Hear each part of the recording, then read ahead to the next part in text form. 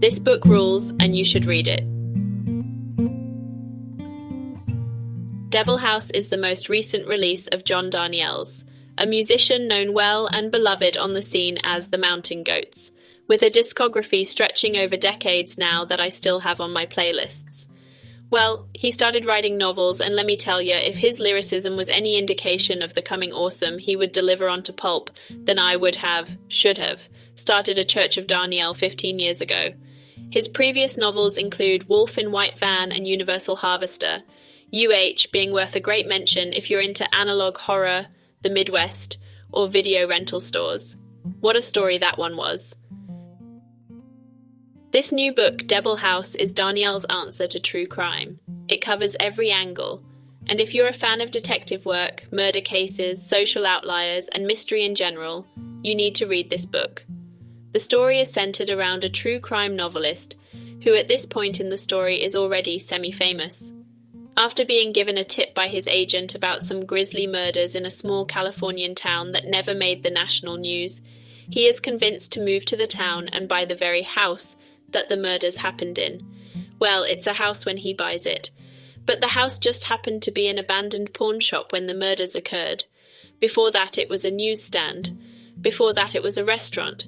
And before that, well, nobody really knows. The overall mystery is incredibly engaging. Like John's other books, you really don't know what's going to happen or how the story will evolve.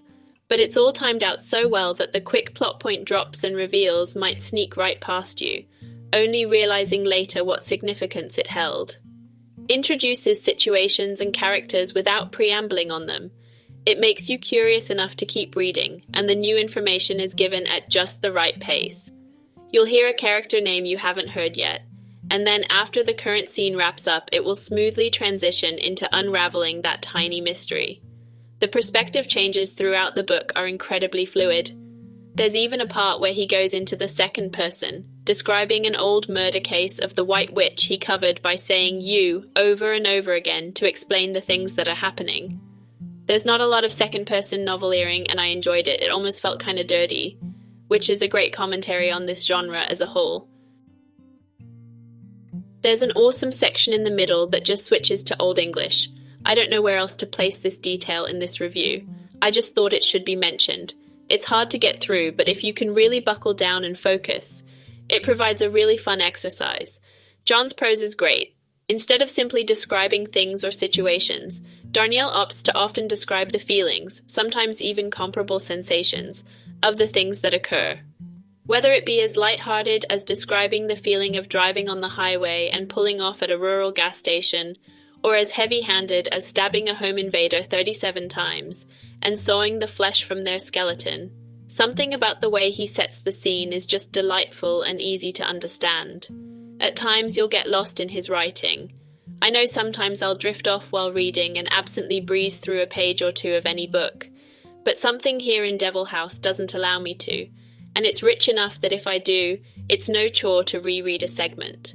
There are multiple times where the actions immediately prior to the murders covered in the story are laid out in wonderful detail. Tiny snippets of witnesses, imaginary conclusions told by the narrator, police responses. Then it seamlessly glides into the actions. The link between the past, present, and future seems to come naturally to the story and works so well in so many ways, even just to help set up a sort of lore, it seems. The world building is fantastic. As you can tell, Darnielle's books just seem to exist in a world similar to ours, but perhaps a little more neutral evil. Or maybe that's what makes his stories so great. Maybe they are just a carbon copy of the real world, non-imaginary at all. There's no magical entities causing the problems in his stories, just humans. Humans who believe what they believe and maybe are a little too passive in their actions. Nobody is the good guy in these stories, and nobody ends up really being the bad guy either. I'd say my only complaint overall is the ending feels rushed. I won't spoil too much of it, and not to say it's a bad ending or that it falls flat. It just seems like it compresses the whole of what you just read into 30 or 40 pages, and kinda upturns some things that didn't really seem like they needed to be upturned. It's an ending you don't really see coming, which is cool, and some very interesting character development is revealed for certain characters. But like I said, it just feels kind of rushed. Somehow, though, the ending does fit the story. You find out a lot about what is real and what isn't, how much hearsay and creative liberties can really build up a story. And now that I'm writing this and saying it out loud, the ending makes a lot more sense to me. So there it is, Devil House.